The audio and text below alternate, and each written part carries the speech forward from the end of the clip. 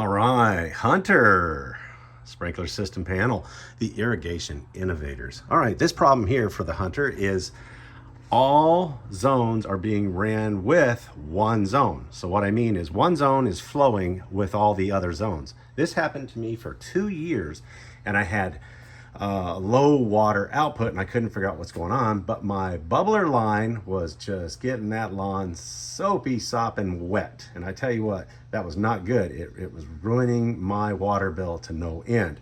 So what I finally found out, because it was a soaker line, I didn't know it was running all the time while all the other zones were cycling through, that I was losing dramatic amounts of water, and I was also losing pressure. So once I fixed this, my pressure was back. It was awesome. I was at 30 gallons per minute, and it was just a simple little fix. Either you have to wash out the system, take the solenoid out, make sure the orifice is clean, don't damage it, but just do a real quick cleaning with a toothbrush or something like that, and blow out the line. And if that does not work, then replace your solenoid. So here we go. I've said this before, but make sure that you have a map that came with this house. And if you didn't like me, you're going to have to go out there and Dora explore and find out where all your valves and all your lines are. And I tell you, it's a real pickle fun. Let me tell you, it's fun, really fun.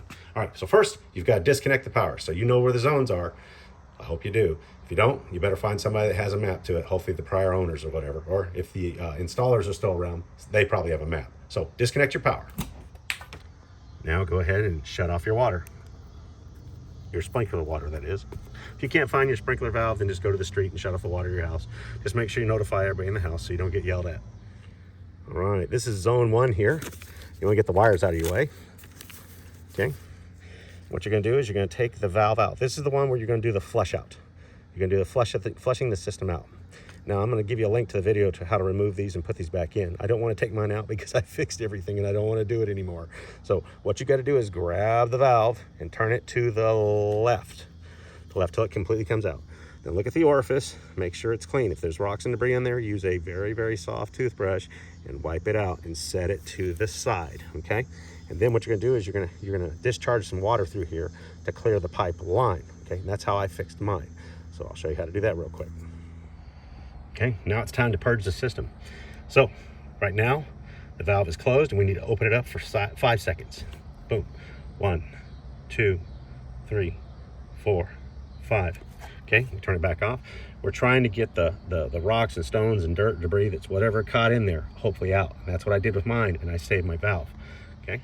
So once we purge, you're gonna see a whole bunch of water around here, and then we're gonna reinstall our valve. We're gonna right turn, install it, turning it right, like this, until it's snug.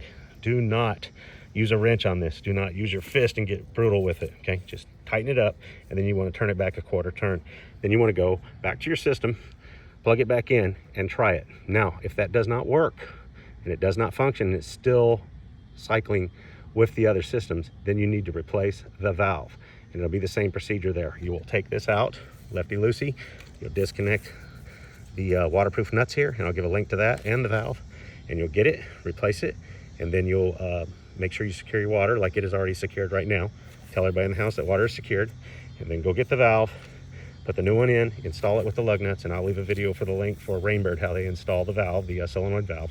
And then once you get it back in, right all the way, tight, snug, then make sure it's a quarter turn back, just like the video shows you.